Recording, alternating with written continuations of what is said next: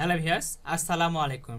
কেমন আছেন আপনারা সবাই? আশা করি আল্লাহর অশেষ রহমতে আপনারা সকলে বেশ ভালোই আছেন। তো বন্ধুরা, আজকে আবারও আপনাদের জন্য নতুন একটি টিউটোরিয়াল নিয়ে হাজির হয়েছি। আজকের এই টিউটোরিয়ালের বিষয় হচ্ছে Microsoft Excel super tips and tricks সম্পর্কে। হ্যাঁ বন্ধুরা, আজকে আমি আপনাদের মাইক্রোসফট এক্সেলের এমন 3টি কিবোর্ড শর্টকাট দেখাবো যেগুলো আমাদের এক্সপার্ট হওয়ার জন্য অত্যন্ত প্রয়োজন। তাহলে চলুন দেখে আসি কী সেই কিবোর্ড শর্টকাটগুলো। তো প্রথম যে কিবোর্ড শর্টকাটটি সেটি হচ্ছে, আপনারা যদি লক্ষ্য করেন আমি এখানে কিছু অ্যামাউন্ট লিখে রাখছি বা এখানে কিছু সংখ্যা লিখে রাখছি। এখন আমি যদি আপনাকে বলি যে কিবোর্ড শর্টকাটের মাধ্যমে আপনি এর যোগফলটা বের করেন, তাহলে কিন্তু আপনি পারবেন না। আপনি নর্মালি কি করেন, যে কোনো কিছুর যোগফল বের করতে হলে আমরা একটা ফাংশন ইউজ করি। তো ফাংশনটা হচ্ছে, আমি যদি এখানে ফাংশনের মাধ্যমে আপনাদের দেখাই, প্রথমে ইকুয়াল দিই, তারপরে আমরা আগে টাইপ করি সাম ইকুয়াল, তারপরে সাম তারপরে ফার্স্ট ব্র্যাকেট স্টার্ট। এরপরে আমরা জাস্ট সংখ্যাগুলোকে এভাবে সিলেক্ট করে দিই অথবা লিখে দিই যে B4 থেকে B14। দেওয়ার পর আমরা এখান থেকে ফার্স্ট ব্র্যাকেট ক্লোজ করে ইন্টার বাটনে প্রেস করে টোটাল যোগফলটা কিন্তু বের করি, তাই না? এখন আপনাকে কোনো ফাংশন ব্যবহার করতে হবে না, আপনি জাস্ট কিবোর্ড শর্টকাটের মাধ্যমে এই যোগফলটা বের করতে পারবেন। কিভাবে দেখেন, আমি যদি এই সংখ্যাগুলোর যোগফলটা বের করতে চাই, এখানে যে অ্যামাউন্টগুলো রয়েছে সবগুলোর যোগফল বের করব কিবোর্ডের শর্টকাটের মাধ্যমে। তাহলে আমরা কি করব, এই প্রত্যেকটা যে সংখ্যাগুলোর অ্যামাউন্টটা বের করব সেই সংখ্যাগুলোকে আমরা প্রথমে এভাবে সিলেক্ট করে নিব। সিলেক্ট করার পর কিবোর্ড থেকে আমরা প্রেস করব অল্টার এবং ইকুয়াল সাইন একসাথে। দেখেন আমি কিবোর্ড থেকে অল্টার এবং ইকুয়াল প্রেস করলাম, প্রেস করার সাথে সাথে নিচের দিকে দেখতে পাচ্ছেন যে টোটাল যে যোগফলটা, সেই টোটাল যোগফলটা কিন্তু আমার এখানে চলে আসছে। আমি যদি এটাকে একটু বোল্ড করে দিই, তাহলে আপনারা জিনিসটা আরও প্রপারলিভাবে বুঝতে পারবেন। এটাকে একটু বড় করি, এই যে এটা হচ্ছে টোটাল যোগফল। এখন আমি যদি এখানে ফাংশন অ্যাপ্লাই করে মানটা বাইর করি, দেখবেন যে এই যোগফলটা কিন্তু এখানেও আসবে, ইকুয়াল সাম তারপর হচ্ছে ফার্স্ট ব্র্যাকেট স্টার্ট। এখন আমি এখান থেকে সংখ্যাগুলোর অ্যামাউন্টটি সিলেক্ট করে দিলাম, তারপর ফার্স্ট ব্র্যাকেট ক্লোজ ইন্টার দিলাম। তাহলে দেখেন এখানে যেটা ছিল আমাদের, এখানে কিন্তু সেটাই 52,339, এখানেও 52,339। তাহলে আমাদের ফাংশন ব্যবহার করে তার এই মানটা বের করার কোনো প্রয়োজন নেই। আমরা জাস্ট কিবোর্ড থেকে কি করব, অল্টার এবং ইকুয়াল সাইন একসাথে প্রেস করব, তাহলে সংখ্যাটা আমাদের যোগফলটা কিন্তু বের হয়ে আসবে। আশা করি প্রথম কিবোর্ড শর্টকাটটি আপনারা বুঝতে পেরেছেন। এই যে কিবোর্ডটি অন করলাম, এখান থেকে এই যে এটা হচ্ছে আমাদের অল্টার বাটন, ঠিক আছে?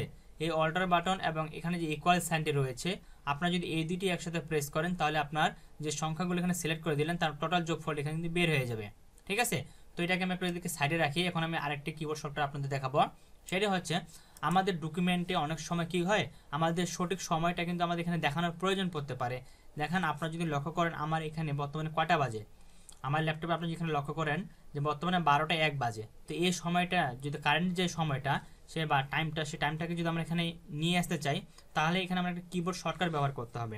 কিবোর্ড শর্টকাটটিকে টাইম নিয়ে আসার জন্য কিবোর্ড শর্টকাটটি হচ্ছে, আমাদের কিবোর্ড থেকে কন্ট্রোল শিফট এবং কোলন একসাথে প্রেস করতে হবে, তাহলে টাইমটা চলে আসবে। তো দেখেন 12টা 1 চলে আসছে।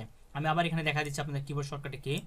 কিবোর্ড থেকে যদি আপনারা এই যেখানে কন্ট্রোল বাটন দেখতে পাচ্ছেন, এটা হচ্ছে আমাদের কন্ট্রোল বাটন, তারপর আছে শিফট বাটন, কন্ট্রোল শিফট এবং এখানে যে আমাদের কোলন বাটনটি রয়েছে উপরের দিকে, এটা দেখতে পাচ্ছেন কোলন বাটন। এই কোলন বাটনে যদি আপনারা প্রেস করেন তাহলে আমাদের সঠিক যে টাইমটা, মানে যে সময় আমরা ডকুমেন্টটা তৈরি করতেছি সেই সময় কটা বাজে সেই টাইমটা আমাদের এখানে চলে আসবে। তো ডকুমেন্ট টাইপ করার ক্ষেত্রে আমাদের এটা অত্যন্ত প্রয়োজন, এটা আমাদের কাজে লাগে। এখন আরেকটি দেখাবো কিবোর্ড শর্টকাট, সেটি হচ্ছে আমাদের যদি ডেটটা নিয়ে আসার প্রয়োজন পড়ে, আজকে কত তারিখ, এটা যদি আমাদের নিয়ে আসার প্রয়োজন পড়ে তাহলে কীভাবে নিয়ে আসবো, এটাও আমরা কিবোর্ড শর্টকাটের মাধ্যমে খুব সহজে নিয়ে আসতে পারবো। তার আগে বলে রাখি, যদি আমার এই ভিডিওগুলো আপনাদের ভালো লেগে থাকে বা বিন্দুমাত্র উপকারে এসে থাকে, অবশ্যই ভিডিওটিতে একটি লাইক করবেন, কমেন্ট করে জানাবেন কেমন হয়েছে। আর যদি ভিডিওগুলো ভালো লেগে থাকে তাহলে চ্যানেলটিকে সাবস্ক্রাইব করে রাখবেন, পরবর্তী তার নতুন নতুন আপডেট সবার আগে পাওয়ার জন্য, ঠিক আছে? তো চলুন দেখে আসি আমরা কিভাবে এই ডেটটি কিবোর্ড শর্টকাটের মাধ্যমে নিয়ে আসতে হয়।